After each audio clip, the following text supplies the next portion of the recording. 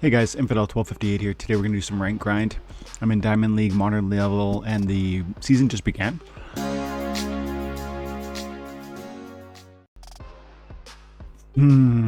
This seems like challenging because Little League usually have lower hit points and then global warming is going to be incendiary. If there's anybody with like a self-heal, I'm immediately thinking about that combination because you could survive the global heat warming. Also, I love using Pain Forge, Rousey Clank Trap when it's low mana like this, but she's probably gonna die fast. That might still be where I go, but then also with Incendiary, maybe I go Fire because Fire has Incendiary monsters that, you know what I mean. So now I'm no longer really, I don't care about the Incendiary because I would have had it anyways. I think that's where I'm gonna go. So then I think Fight is not the play. I think I'd rather go Brewmaster to pull out more Little League monsters. And then, this is like my favorite frontline tank for Little League.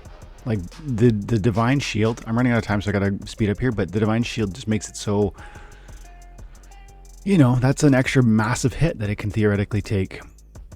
And then you got to bring out Blazeberg, and then we got to bring out Kazi. And so because they both intrinsically have Incendiary, it's like not even a debuff, right? I think I'm going to bring Taylor because she brings the Inspire, which gives Blazebird more melee damage that theoretically can let him fly. I also kind of want to bring Divine Construct, Flamunculus, and actually bury the Synchros. Is that the play? See, yeah, I'm running out of time. Oh, and then we got to bring Corrupted Healing because we'll fight against the Incendiary a little bit. I think I want to do this, but then I maybe don't want to do that. Is there anybody else I could put in the second spot that would be a better choice? Tempted to bring Mana Warden or Dry Bone because you don't have... Oh, I'm only got 2 seconds. I would have probably changed this if I had another 30 seconds or if I wasn't talking with you guys. Because there was like an opportunity for mana monster that I could have slipped in the second spot and it would have done the melee damage. See, it's not going to do the melee damage. Oh yeah, that was a good choice. Calamity, I didn't even think about that, to be honest. I do have that card and I love that card and it's going to have the last stand, so we'll see. Hopefully Calamity gets the kill on Flamunculus and then he's both burned and poisoned. Let's find out. She got Execute too because of the Kalia combo. There you go, Poison Burst. Love to see that. So 4 damage every single turn. It's got Life Leech as well, but it's still hurting itself 4 damage per turn.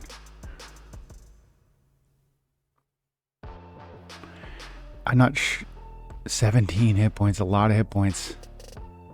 Okay, let's go. Oh, okay, let's go. And the self-res too, I didn't call that out, but the self-res on the Sacrosanct means that a cleansing of the prior Incendiary, I believe. And that must have been what happened there. Okay, 18 SPS in Diamond 3 at the beginning of the season here. Let's go again. So this season I'm thinking about playing more of my matches myself. In the past few weeks or even couple of months, I've really been leaning on the bot in Wild. I haven't been fighting in Frontier. I want to get, you know, I want to have the maximum reward for my time and effort in this thing, but I've been traveling and my kids have been busy and life has been intense. And I think if I'm entirely honest with myself, it's like been discouraging to watch the crypto market do what it did. You know, I'm an XRP guy and we were at 350 and then we're down at $1.50 for like a split second and now fighting for 250, and all of that leads towards sort of a weight on my mind. SPS isn't doing great either.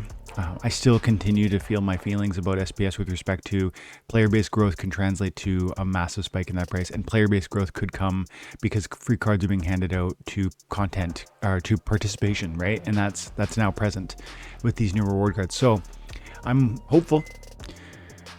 Close range, taking sides, no neutrals, close range. Whenever it's close range, I often think Riscal, and I think that's probably where we go this time around again.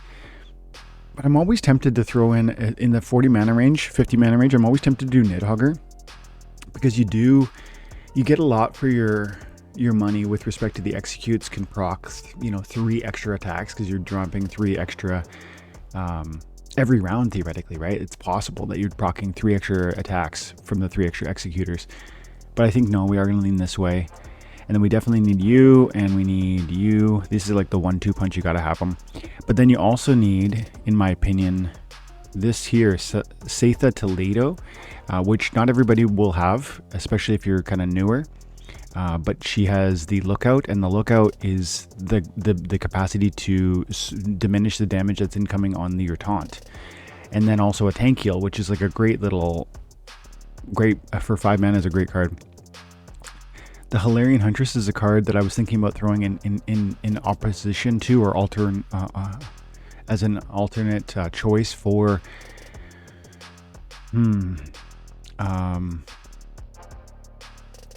the Sacrosanct Shanker last round, because it's 4 mana and it's got charge functionality, so it's going to throw melee damage from non-front position. I'd also love to see Standalorian Blade get in there. Oh, and you got Lookout too. That's almost more interesting for 1 more mana, because the tank heal isn't going to necessarily do a ton, because one, we're actually using a taunt with the Resurrect in order to control my opponent's attack. And then let's bring a Triage. Ooh, I like this. And if he happens to have, yeah, let's give that a shot. Yeah, let's give that a shot. I like that a lot. So the Lookout is reducing the damage incoming from there. The taunt is gonna let my front line live longer. Plus we got a Divine Shield with the self-res. We got good melee damage output, good archery damage output. Everyone's a flyer because of my summoner. So I am a little nervous about. Let's see if he did it. No, he didn't bring the. There's the ability card that hurts Wing Break. I was worried about Wing Break. I actually don't know this card. Okay, Deflect Shroud and Shield Ward. Oh, you've got a shield on your shield. That's interesting. For 4 mana. That's cool. Okay, so what are we going to do? I think he doesn't have the Resurrect over here. So I'm almost inclined to just shut down his Lornith. That one. Is that the play? That's the play. Because we burned down one of his main damage dealers, which also has Scavenge. So it's just going to get more and more and more bigger and be more and more of a problem as the game goes on. I would say it's more important than I would have targeted the Silverian Sentinel if in fact his Silverian Sentinel had the Resurrect. It does not, so I don't care. I think we win this. And my opponent's only got level 6 Summoner, so I feel pretty strong about it.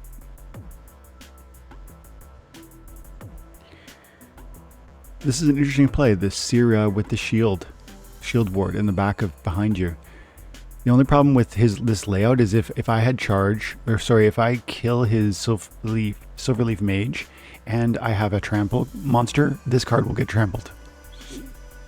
So when I'm using taunts, I do prefer to have them on the back line for that reason alone. If somebody comes at you, yeah. Especially because of Venka, right? Venka is such a great charger with huge damage, and it could rip through the Silverleaf and then move on to the 6th position, deleting both. Let's keep playing. 17.6 SPS on that W.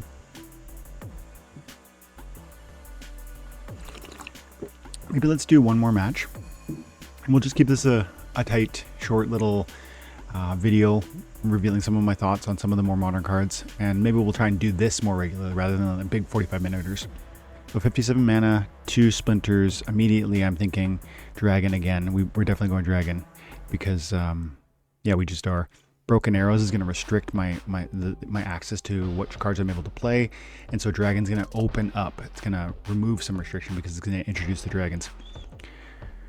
My opponent is a real opponent with a lot of cards, so we will see. Are we going Niddy or are we going to Kane? Sheng, I almost never play.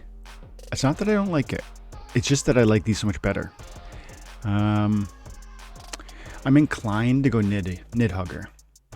But man, a Kane can be so valuable. Let's just have a peek at what we could build like this. And then, of course, Zyrex the Emberglaze. But then that means I might as well bring all my Incendiaries because I've already got one. That's usually the way I think about it. And I go, like, that is kind of my 1-2 front line that I usually lean on. And I'm open to changing that right now. But right now I'm gonna throw that down so I can open up space for creativity. Because with a minute and a half left, if I'm kind of talking about every single spot, it'll slow me down. So I throw them in, and then we go. Then I kind of, this could be okay, but I want to think things through here a little bit more. So I kind of want to say goodbye to Blazebeard. I could see getting rid of him in this context, even though I almost always play him with Zyrex, and I didn't even play. I don't have a corrupted healer either. Yeah, see, we're gonna go like this. Now, I don't have a taunt, which means if he has an opportunity, he's gonna take out my Nept healer. Do we want to bring out a taunt in change for? Do I have any taunts first? Taunt. Yeah, I do. So you know what? We're gonna bring out. Oh, are you Dracoshon? Are you Dracoshon? You're. Yeah. Okay. So we're gonna bring out that taunt, and then we're gonna bring out, because that's gonna spike Calamity.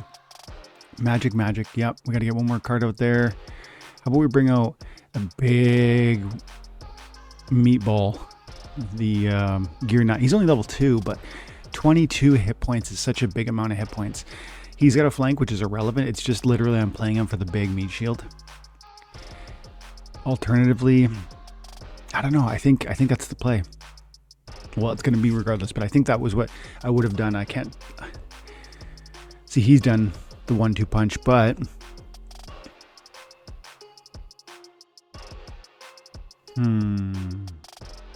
he's got the silence over here, which is annoying to me. He's got double silence, and he's got his own magic buff. I do feel like I'm in trouble unless we get some snowball effect happening from Emberglaze. That's going to be... Now, I think I'd rather do... He doesn't have Deflect Shield, so I think Blast is perhaps more important than the speed and the execute.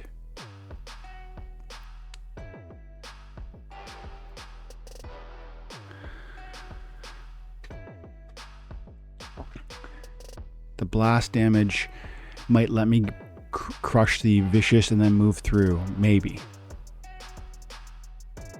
Speed, I think I win this one. It's gonna, the only way I do is if somehow Emberglaze starts to snowball with damage done and kills that he procs, which drive up his damage output. Now that's gonna be helpful for Calamity, but it's only one.